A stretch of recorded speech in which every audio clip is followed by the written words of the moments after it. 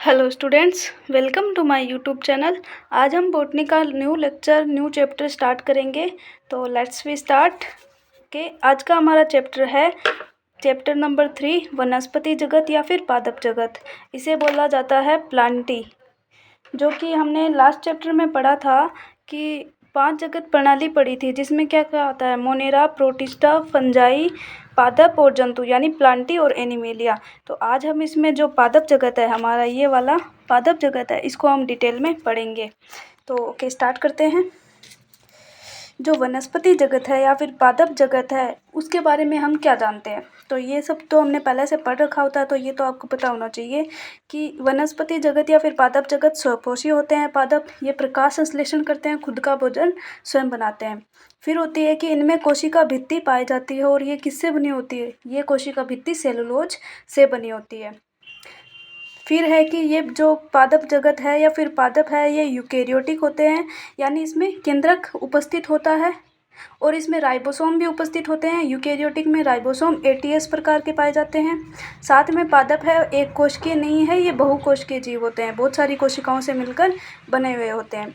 फिर इसमें है कि यूकेरियोटिक है और इसमें सभी झिल्ली युक्त कोशिकांग उपस्थित होते हैं, यानी जितने भी सेल ऑर्गेनल्स होते हैं, कोशिकांग होते हैं, वो सारे इसमें उपस्थित होते हैं झिल्ली युक्त। यानी झिल्ली तो केंद्रक के भी होते हैं, केंद्रक भी इसमें उपस्थित होगा, तभी तो ये यूकेरियोटिक है।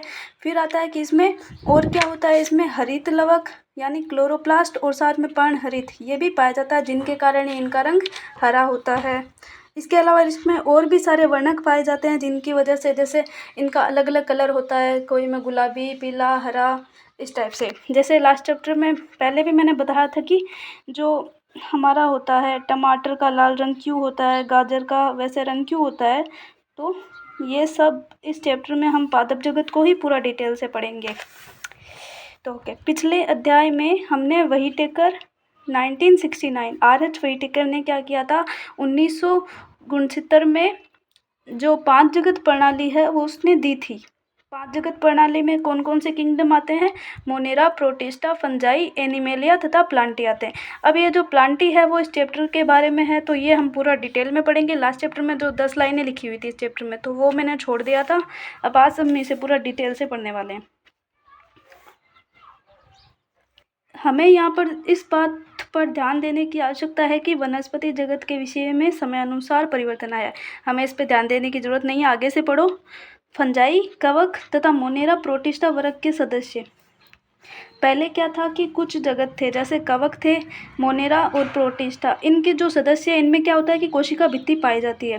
कवक में कोशिका भित्ति काइटिन की बनी होती है, मोनेरा में पेप्टिडोग्लाइकेन की, और प्रोटिस्टा सदस्य आते हैं, इनकी कोशिका भित्ति पाई जाती है। और इन्हें पहले प्लांटी वर्ग में निकाल दिया गया था, लेकिन बाद में और ज़्यादा ऐसे वर्गीकरण हुआ, और ज़्यादा उनमें देखा कि भाई इनमें तो और भी चीज़ें हैं जो कि मतलब पादप में नहीं होती, इनमें ऐसी चीज़ें हैं, तो इनको यहाँ से प्लांटी वर्ग से इनको निकाल दिया गया और इनके अपने अपने अलग वर्ग बना दिए गए।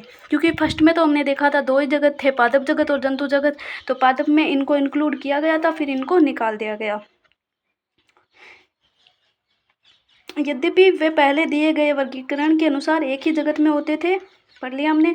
इसलिए साइनोबैक्टीरिया, जिन्हें नील हरित शैवाल कहते हैं, वे अब शैवाल नहीं है। साइनोबैक्टीरिया बैक्टीरिया एक टाइप का, और ये स्वपोषी होता है साइनोबैक्टीरिया या फिर नील हरित शैवाल, इनको बोला जाता है, लेकिन ये रियल में शैवाल नहीं होते हैं।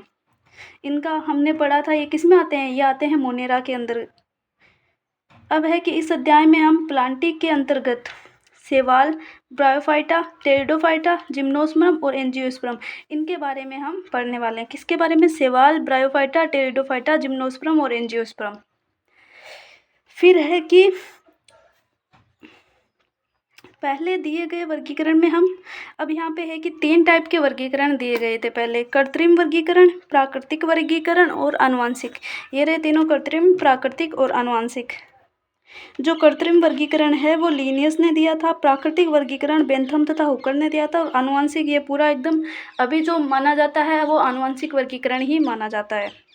तो कृत्रिम वर्गीकरण में क्या था, इसमें आकारिकी के गुणों जैसे प्रकृति, रंग, पत्तियों की संख्या तथा आकृति के आधार आदि के अनुसार उसको वर्गीकृत कर दिया गया। किस किस के आधार पर, उसकी प्रकृति, उसका रंग, आकारिकी रण यानी आकारिकी के गुणों यानी जो भी बाहरी लक्षण थे उसके, बाहर से देख के उसको इसमें डिवाइड कर दिया, इसको इसमें कर दिया, इस टाइप से बाहर से देखो, बाहर से उसमें प्रकृति, रंग तथा पत्तियों की संख्या, आकृति के आधार पर इन चीज़ों को देखे, उसकी आकृति देखी, उसमें पत्तियों की संख्या देखी, वो किस प्रकृति का है और वो किस कलर का, इन चीज़ों को देख के उसको डिवाइड कर दिया, उसका वर्गीकरण कर दिया।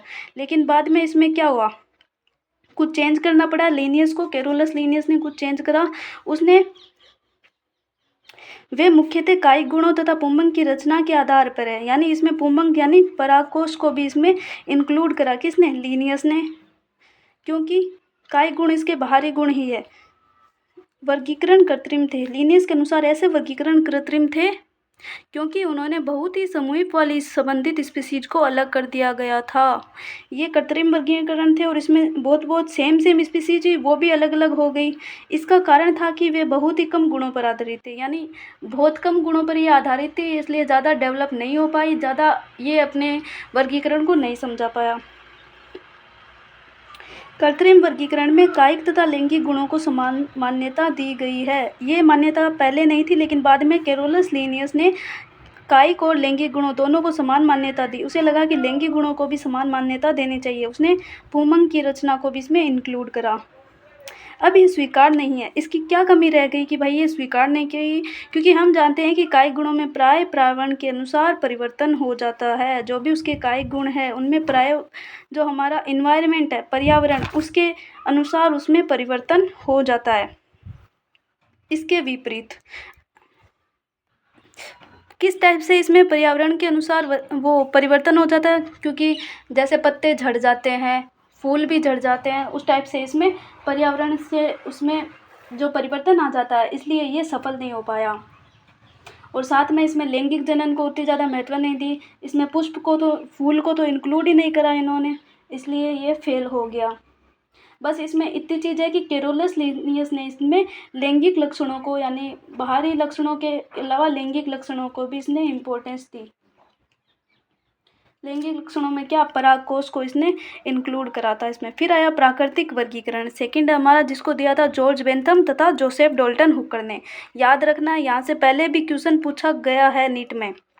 तो प्राकृतिक वर्गीकरण किसने दिया था, जॉर्ज बेंथम तथा जोसेफ डॉल्टन हुकर ने। बेंथम तथा हुकर याद रख लो इजी।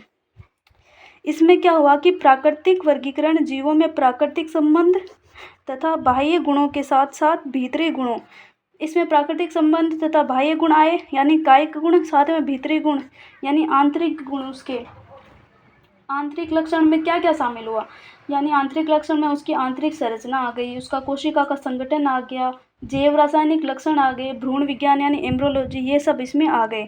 परारचना यानी उसकी आंतरिक रचना, शरीर, भ्रूण विज्ञान यानी उसकी एम्ब्रियोलॉजी, उसमें कैसे भ्रूण का विकास होता है वो सब। फिर पादप रसायन, पादप रसायन का मतलब आ गया कि इसमें प्रोटीन और वसा, ये सब इनको इंक्लूड करके जो प्राकृतिक वर्गीकरण है वो दिया गया। पुष्पी पादपों के इस वर्गीकरण को जॉर्ज बेंथम तथा जोसेफ डॉल्टन हुकर ने सुझाया। मैं फिर से बता रही हूँ, उसको याद रखना, ये इम्पोर्टेंट है। इसमें क्या क्या, इसमें पुष्प को भी इंक्लूड किया गया था। तो प्राकृतिक वर्गीकरण समझ आ गया। अब हम नेक्स्ट पढ़ेंगे आनुवांशिक या जातिवर्तीय वर्गीकरण। ये हमारा लास्ट है, थर्ड वर्गीकरण।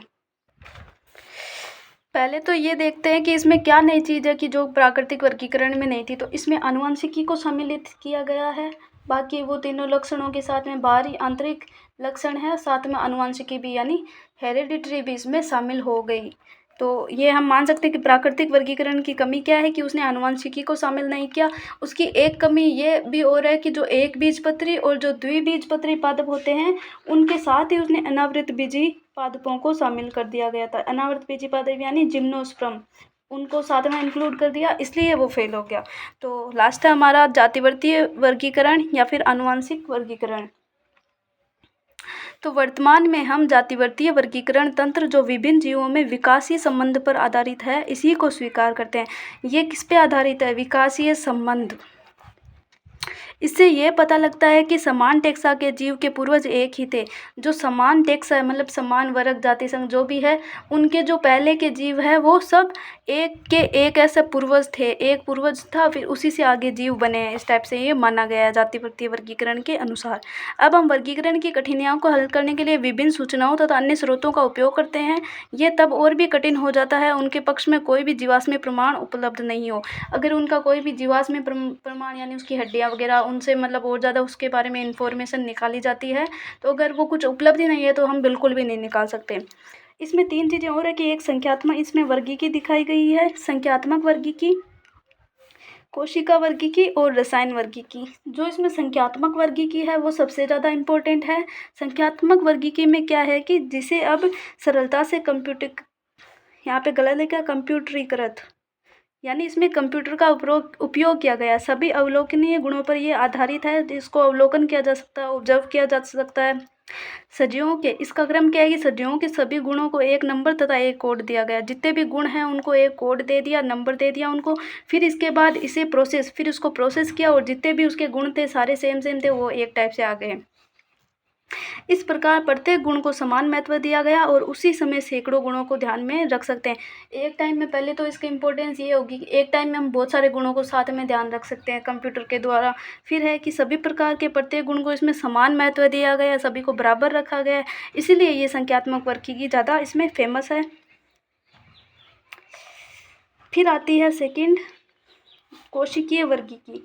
जो कोशिकीय वर्गीकी है, कोशिका के लक्षण का अध्ययन किया जाता है। इसमें कोशिका के लक्षण का अध्ययन किया जाता है। कोशिका के क्या लक्षण है? अब कोशिका में तो क्रोमोसोम होता है, तो क्रोमोसोम की इसमें संख्या देखेंगे, उसकी संरचना देखेंगे और उसका व्यवहार, क्रोमोसोम का व्यवहार यानी उसका विभाजन किस टाइप से होता है, सेल डिवीजन में कोशिकीय विभाजन में किस टाइप से होता है, तो वो हम कोशिका वर्गीकी में अध्ययन करते हैं।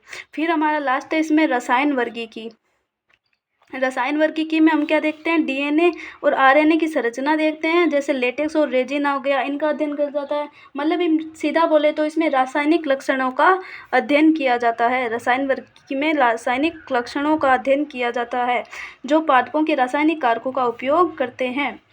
रासायनिक कारक मैंने बता दिए, डीएनए, आरएनए और लेटेक्स और रेजिन हो गए। Okay, thank you guys. बाकी हम चैप्टर एक कंप्लीट कर देंगे। अच्छे से पढ़ाई करिए।